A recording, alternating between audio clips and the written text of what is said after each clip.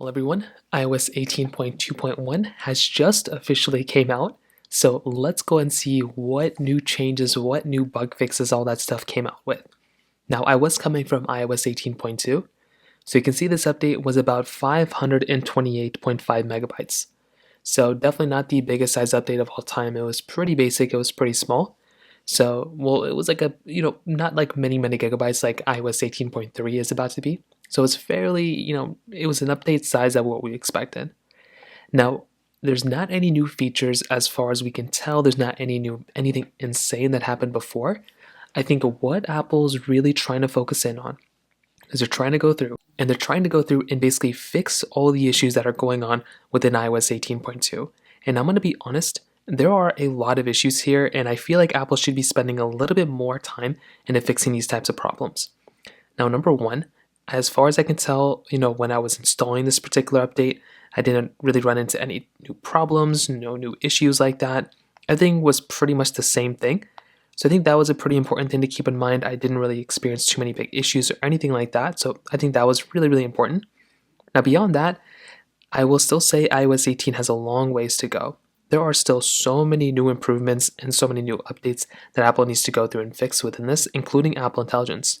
A lot of people are still claiming that within their iPhone storage right here, within Apple Intelligence, it's taking up a lot of storage space. So before it wasn't taking up that much time or that much space, you can see on iOS 18.2.1, it's taking up about 3.13 gigabytes. I barely even use this version of software. I barely use Apple Intelligence. So that is kind of the size that it's taking up for me.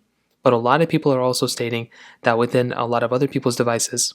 But I have seen that with a lot of other people too, they've been having a lot of issues where it's taking up a lot more storage on their device as well. So that might be one other thing to kind of think in mind here and just kind of keep in mind.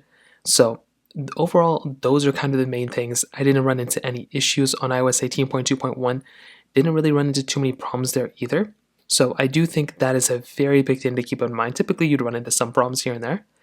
Now, iSpeedTestOS on Twitter or X did go through and do a little bit of a Geekbench score test, and they did see that as far as we can tell that there was a little bit of an improvement. So as you can see, single core score went down -3 points, but the multi-core score went up +7 points, and the metal score went up to +2 points. So I guess you could call that an improvement. Again, very little performance increase anyways, but still kind of an improvement nonetheless. So I guess we'll see what ends up happening here, but that is basically iOS 18.2.1. If you have any other thoughts or questions, please let me know in the comment section below. Hit the like button, that'll mean so much, but definitely hit that subscribe button. More importantly than everything else, I love every single one of you guys. Hopefully I'll catch you guys in the next video. Peace out.